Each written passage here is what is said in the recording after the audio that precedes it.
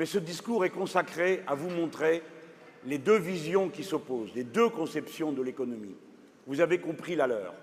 Au bout du compte, ils essaient de vous faire croire qu'en diminuant les dépenses de l'État, ils vont réaliser des économies qui vont permettre à notre économie de redémarrer. Naturellement, cela ne se produira jamais.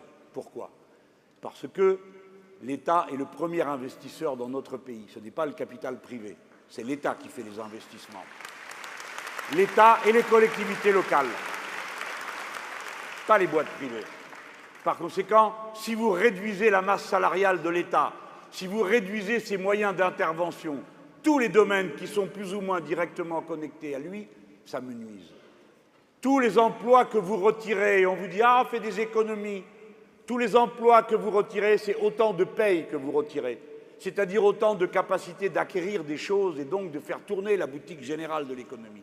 Et eux pensent que le secteur privé va prendre la relève, ce qu'il ne fait jamais. Et le plus souvent, quand il prend la relève, ce n'est plus dans vos moyens.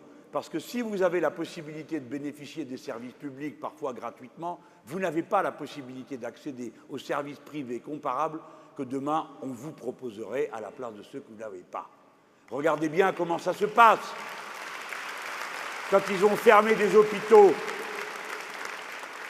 est-ce que derrière est arrivée une offre, comme ils disent, privée? Non, il n'y en a pas eu. Par conséquent, s'ils retirent cette masse, alors l'activité baisse. Comme l'activité baisse, les rentrées dans les caisses de l'État sous la forme de taxes et d'impôts sur le revenu des gens qui travaillaient jusque-là diminuent. Et par conséquent, la dette se creuse. Et si la dette se creuse, il faut emprunter. Et si vous empruntez plus, eh bien naturellement, ça vous coûte plus cher après en remboursement, et plus vous devez emprunter, et plus vous avez les messieurs avec les fouets qui viennent vous dire, eh bien pour vous, ça sera plus cher. Voilà. Autrement dit, leur modèle produit une asphyxie de l'État qui vous conduit la fois d'avant à couper encore plus et couper et couper et couper. Alors on pourrait dire, bon, on pourrait essayer, monsieur Mélenchon. Essayons quand même, faites un effort. Vous avez de la culture, vous avez des amis, et plus vos copains, c'est eux qui bossent, donc vous pourrez leur demander des sacrifices plus facilement. Vous les connaissez, vous parlez la même langue qu'eux. Nous, on ne comprend rien, mais bon, eux, ils vous comprennent. Mais mes amis, il y en a qui ont fait ça, contre mon avis. Mon camarade Tsipras, je lui avais dit de ne pas signer. Il a essayé, de bon cœur.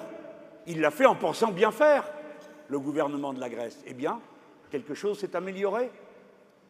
Est-ce que ça a rendu moins féroce le docteur Schauble, qu'il a si grossièrement insulté, lui et le reste des Grecs, et qui, paraît-il, maintenant dit que s'il était français, il voterait sûrement Macron?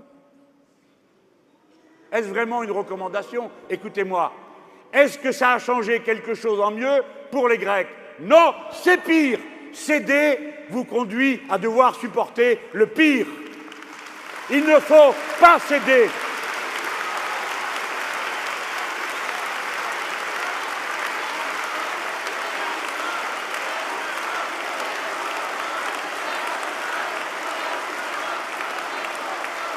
Je veux qu'on sache, d'un bout à l'autre de l'Europe, maintenant qu'on s'intéresse à nous, dans toutes les langues, je veux qu'on sache que cette période est terminée. La France est un peuple jeune, impétueux parmi les peuples d'Europe. Elle a besoin d'investissements publics, elle a besoin d'écoles pour accueillir ses enfants, elle a besoin d'hôpitaux pour soigner ceux qui sont malades et accueillir les nouveau-nés. La France a besoin de tourner et de faire un projet qui vaudra exemple peut-être si nous travaillons bien pour le reste de l'Europe.